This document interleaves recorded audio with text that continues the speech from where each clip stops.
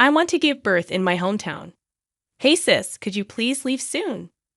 One day after work, I came home to find my sister, who had gotten married and moved out years ago, in my room. She was proudly showing off her pregnant belly, but I was too surprised to say anything. I stood there in shock while she laughed at me. You're just in the way since you can't even get a boyfriend. An old maid like you should be grateful, she sneered.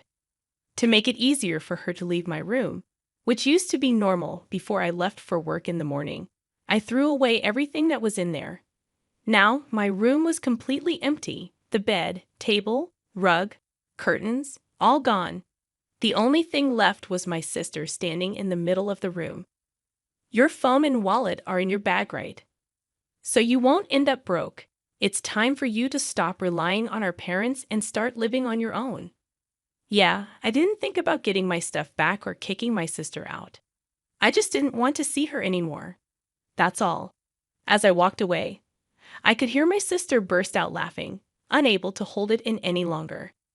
You can't even say anything back at this point. Aren't you too weak? She mocked. Ignoring her, I kept walking down the hallway. My dad was on the phone in the living room, and my mom was probably making dinner, their voices cheerful and humming behind me. I walked out the front door, taking in the night air, adjusting my bag on my shoulder as I headed towards the street where there were many hotels. Suddenly, I realized something. I wondered who would pay the mortgage on the house from now on. Oh well, never mind. I'm Julia, a 27-year-old office worker. I have a stable job, but also do video editing, web writing, and blog management on the side. People might say 27 is old enough to start thinking about marriage, but I'm not too focused on love and marriage. Part of the reason is that my sister was treated like a princess at home, which made me feel left out by my family. This has kept me from really wanting to start my own happy family. I've always lived with my parents, and household chores are supposed to be shared with my mom, but in reality, I end up doing most of them. My mom comes back exhausted from her part-time job, and seeing her like that makes me feel like I should be the one handling the chores. Since becoming a working adult, I've been contributing a lot to the household expenses, much more than what my friends who live alone in Tokyo pay. I'm more of an indoor person who enjoys studying and didn't go out much even during my student days. So, I didn't have many desires for material things and ended up saving most of the money I earned. Even after starting work, I didn't spend much on myself and gave more money for household expenses, thinking it would help my parents. Furthermore, since last year, I've been helping with the mortgage payments at my parents' request. They seem to think it's okay for me to contribute more to the household and mortgage payments because I have a steady income and am responsible. However, I feel like my parents aren't very interested in me because their attention has always been on my sister Kristen, who is a year younger than me. Kristen is outgoing and active. She used to go out somewhere every weekend during her student days. Naturally, my parents thought her lifestyle required money, so even when she lived at home, they never asked her to contribute to the mortgage or household expenses. It seems my parents have gotten used to thinking of me, the older sister, as low maintenance, while my sister requires more attention. Recently, my sister moved out to live on her own. Her workplace wasn't far from our parents' home, and when I asked her why she decided to live alone, she said, I wanted to try living by myself. I want to go out at night and be able to invite my boyfriend over. This answer was far from what I had imagined. I thought she moved out to make things easier for our parents or to become independent. On the other hand, I had no intention of leaving our parents' house and believed it was natural to help each other out as a family, even if it meant contributing more to the living expenses. Then, after a while, when I returned home, my sister was waiting for me saying, Welcome back, sis. I often feel like my parents are more interested in my younger sister Kristen than in me. Kristen is outgoing and active, always going out on weekends during her student days. Because of her lifestyle, my parents assumed she needed more financial support, so they never asked her to contribute to household expenses or the mortgage when she lived at home. It seems my parents have been conditioned to see me, the older sister, as low maintenance, while my sister gets more attention. Recently, Kristen moved out to live on her own, not far from our parents' home. When I asked her why she wanted to live alone, she said, "I wanted to try living by myself. I want to go out at night and be able to invite my boyfriend over." This answer was far from what I expected. I thought maybe she wanted to make things easier for our parents or become more independent. On the other hand, I never planned to leave our parents' house and believed it was natural to support each other as a family, even if it meant contributing more to household expenses. Then, when I returned home later on, my sister was waiting for me and said, "Welcome back, sis. I'm getting married and we'll have a dinner party. So both families can meet each other. Can you come to the party?" My sister mentioned the party would be at a well-established restaurant in LA and emphasized wearing proper clothes, not my usual plain ones, so she wouldn't be embarrassed. Even though I didn't own any fancy clothes, I decided to attend in my usual suit. It was the most respectful attire I had. My sister's fiancé seemed sincere and was very polite. He made a good impression by saying, "Nice to meet you, sister-in-law. I look forward to getting along." I thought my sister had chosen a good partner for herself. Maybe with him, she might settle down a bit. I thought in a sisterly way. Initially, the atmosphere between both families was formal and tense, but as alcohol was served, the tension eased, and conversation shifted to discussing children after marriage. Our eldest daughter, Julia, is almost 30 and still unmarried without any plans to marry, so it looks like we'll only be able to see grandchildren from our younger daughter, Kristen. My parents said eagerly, "We're looking forward to it so much. I want to have children right after getting married, maybe 3, Kristen said, and the conversation became lively. Suddenly, I noticed my sister's husband had a forced smile, looking uncomfortable, as if his earlier cheerful smile was a lie. I felt he was also uncomfortable, just like me. I wished the party would end soon. Since then, my parents started doting on my sister, as if she were an investment for their first grandchild. Whenever my sister mentioned that eating certain foods would make it easier to get pregnant, my parents would immediately agree and urge Kristen to eat a lot. "There might be a chance I can't get pregnant because of tight clothes," she said one day, and they rushed to a department store to buy her a dress. "If you visit this church, you'll be blessed with children," they said, and they even went on a trip together. My parents doing whatever my sister said was usual for me, so I didn't think much of it other than, they're doing their usual thing. One day, my sister made a sarcastic remark to me about not getting married or showing any effort to give our parents a grandchild. "It must be nice being carefree and single. Aren't you planning to get married and move out soon? With that plain face of yours, no man would come near you. You need a bit more sex appeal. Should I teach you how to do your makeup?" she laughed. Her words irritated me, but I knew arguing back would only lead to a fight, so I stayed silent. My sister has always been confident that she's more loved by our parents than I am, and she often speaks to me in a strong tone. Then, one day, my sister got pregnant. I wondered if she could truly become a mother, but I thought maybe it would be okay with her husband. My sister said, "Since I'm pregnant, I don't want to cause trouble at work and I want to focus on parenting," and she easily quit her job. However, her husband thought that solely parenting on his salary wouldn't be practical, but my sister didn't listen and quit her job anyway. One day, when I returned from work, I noticed my room's door was slightly open, which seemed out of place since I'm quite meticulous about keeping it closed. At 4 o'clock, I'm meticulous about keeping everything neat. Closets and drawers are always closed, especially my room's door.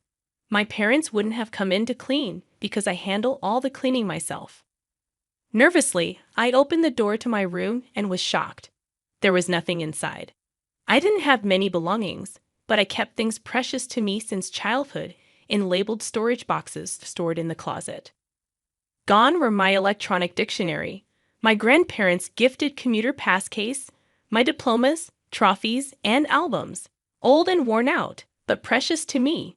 Standing bewildered in the empty room, I heard a familiar voice from behind. "Oh, you're back. Sis, I decided to come home for my childbirth. looking at my sister's face as she spoke with a laugh. I immediately knew she must have moved my things. Kristen, where did you put my stuff? In the closet? I asked in a panic. But my sister, still laughing, said, "What's the rush? It wasn't anything important, right? Just junk." Being told my precious belongings were junk made anger well up inside me. "It might be junk to you, but it's important to me. Give it back now." It's insane to move all someone's belongings out when they're not home. Surprised at the first time she saw me raise my voice, she blurted out, "I've already thrown it away." In my 27 years of life, I had never been this angry. It was outrageous to throw away someone's belongings without permission. "Put everything back right now," I demanded. But my sister unapologetically said, "It's already been taken by the garbage truck. I can't give them back." She looked at me with disdain and added, "What's the big deal? You're getting so angry over some junk. Are you crazy? Don't yell like that. It's bad for the baby," ostentatiously rubbing her belly.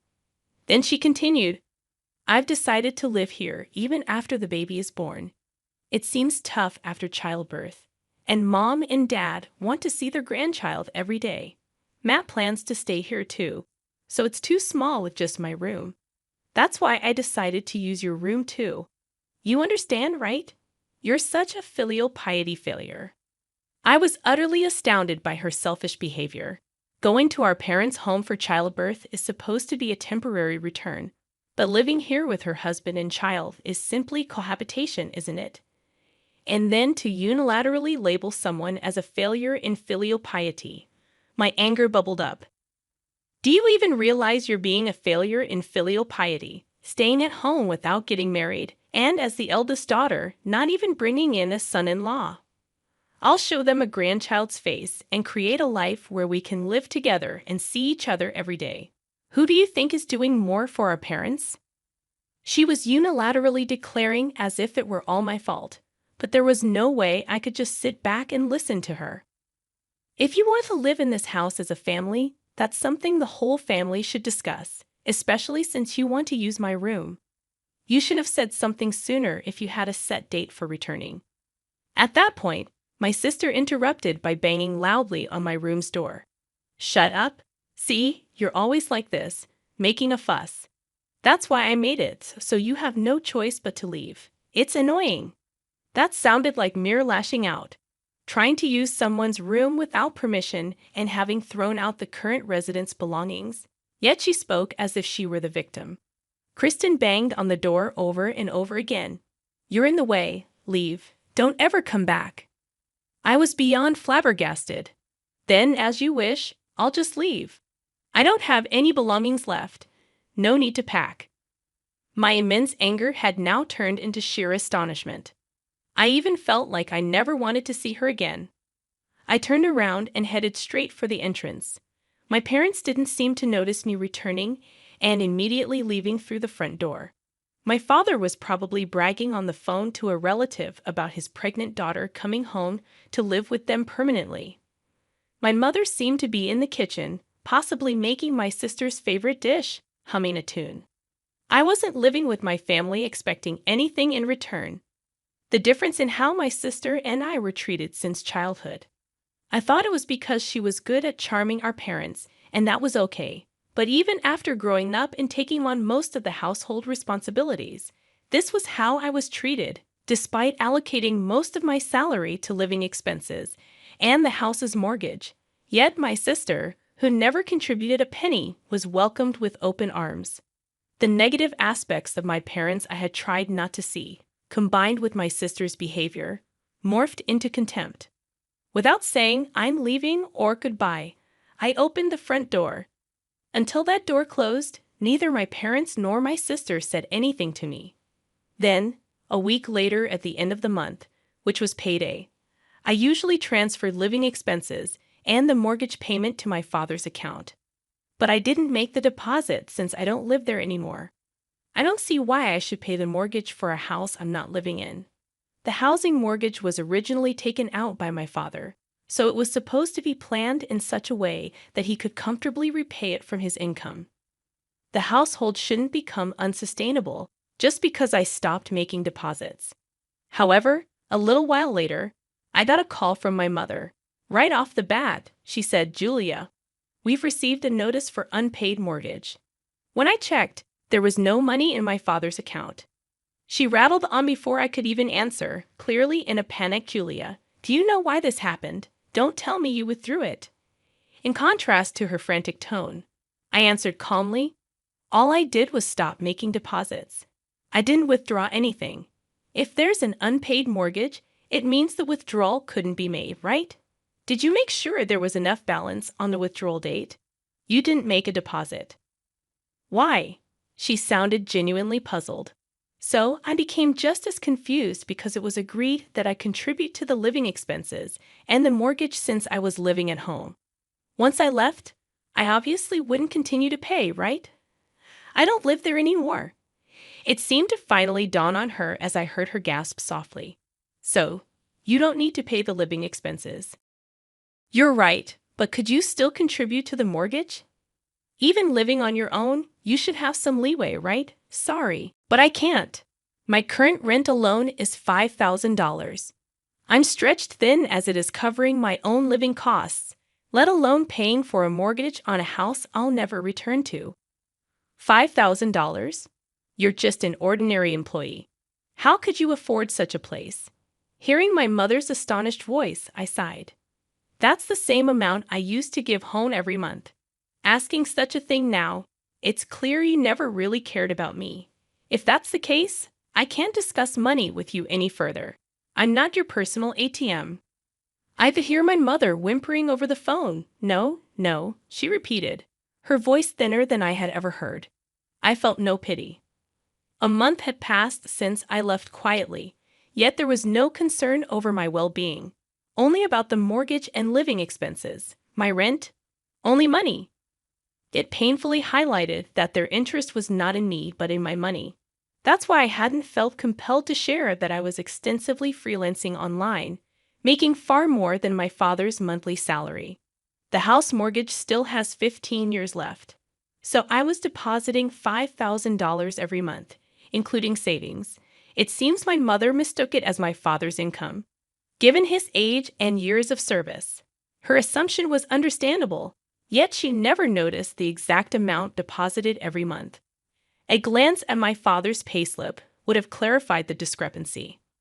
Ultimately, my mother didn't care about the source of the money, which is why she failed to notice when the monthly income halved, leading to a shortage and subsequent mortgage payment failures only noticed when prompted by a notice. When the absence was finally felt, she acted in a manner so typical of her, I could only offer a faint smile. Lately, she had been indulging my sister's demands for expensive baby items, further straining their finances. "But without your contributions, we can't make ends meet. Could you send some money as remittance?" "I've told you I can't. Why don't you ask Kristen to contribute a bit for living expenses? If that's not enough, maybe you should increase your part-time work." As I conveyed this, my mother's shriek pierced my ears. "Kristen just had a baby. How can I work more and leave her alone with the baby? Are you suggesting Kristen should work too? How could you say such awful things?" I clarified, that's not what I meant. If Kristen and Matt as a couple are going to live at Mom and Dad's house, then they should be contributing some amount towards the living expenses. I did the same, didn't I? And isn't Matt still working? Yet you're planning to live together without contributing anything. After calmly responding to avoid provoking my mother, silence followed. Staying there just temporarily might be fine, but Kristen said she plans to live there forever, and Dad seems to think the same. So it would be better for everyone living together from now on to discuss how to handle finances and share the burden. I've already left the house, so I can't be part of that discussion. Waiting a bit for a response that never came, I then said, "I'm going to hang up now. I don't plan on contacting you guys anymore. So after I hang up, I'll block you, Dad, and Kristen's numbers. You guys can delete my contact information too. Bye." With that, I ended the call. The last thing I heard was a bewildered ha from my mother. Before another call from my mother could come in, I quickly navigated my phone to block all three of them. After completing the settings, I took several deep breaths and moved closer to the living room window. From this 25th floor apartment, I couldn't see people outside without looking down. After leaving my family home, I moved into what's known as a high-rise apartment. In fact, my side income had significantly increased, allowing me to save tens of thousands every month, even after transferring $5,000 to my family.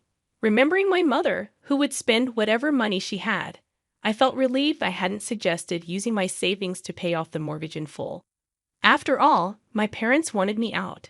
Kristen, being heavily pregnant, couldn't possibly have moved my bed and table on her own. Someone definitely helped her. While it might have been Matt, I would like to think he wouldn't partake in moving all belongings from a lived-in room. Either way, such a significant move would have been noticed by my parents. I was the only one who went out for work that day, and they were home all day, yet they said nothing when I returned and ignored me even as I was leaving. Whether they were persuaded by Kristen or not, it was clear my parents had a part in wanting me out. Feeling this betrayal, I decided then to give up everything and leave. Had I paid off the mortgage in full, the three of them would have lived comfortably in a spacious home. I could not allow that to happen, so I chose the high-rise apartment for my new home. I remember when we used to gather around the TV as a family dreaming about living in such a place.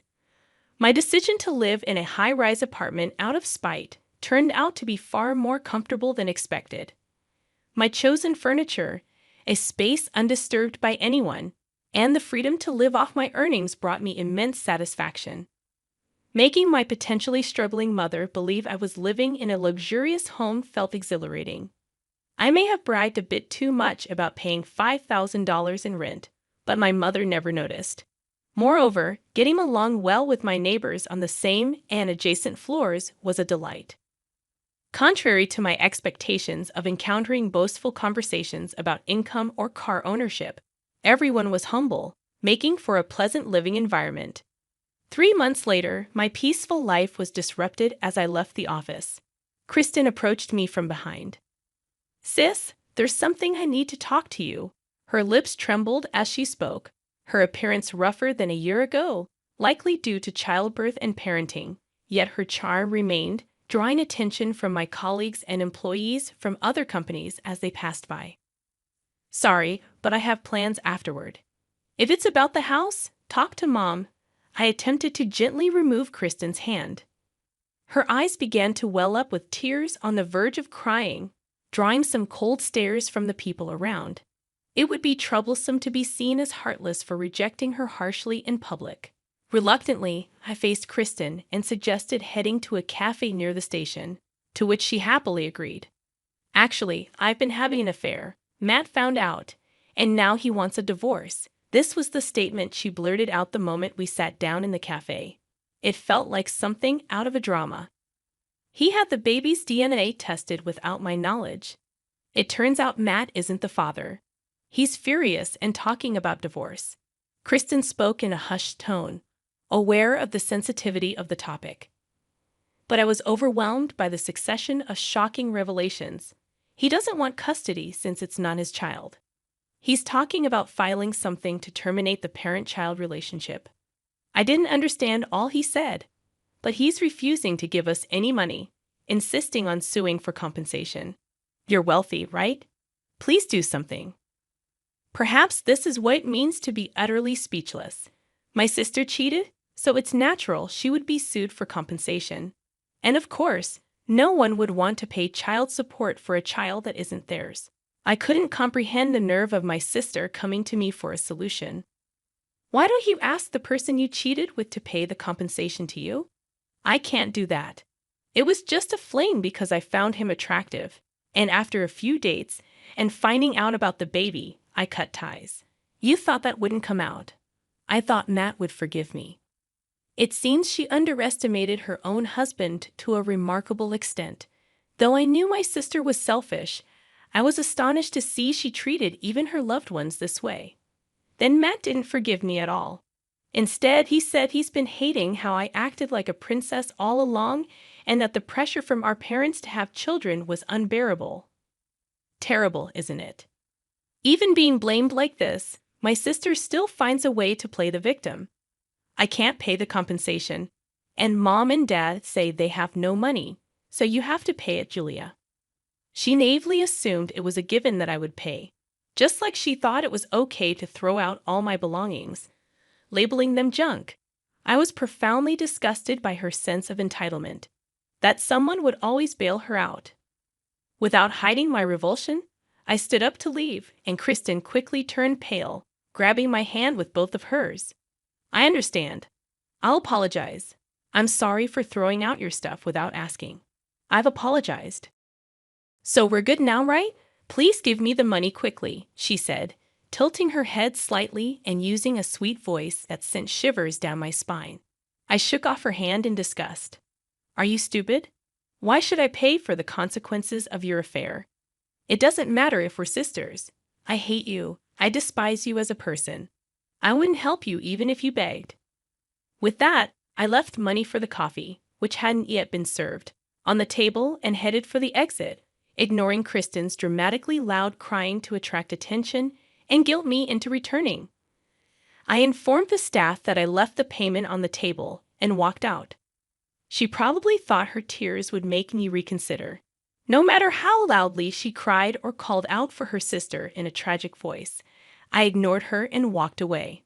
When I saw her standing up and heading towards me, I hurried to a crowded area, not stopping to see what she might do next.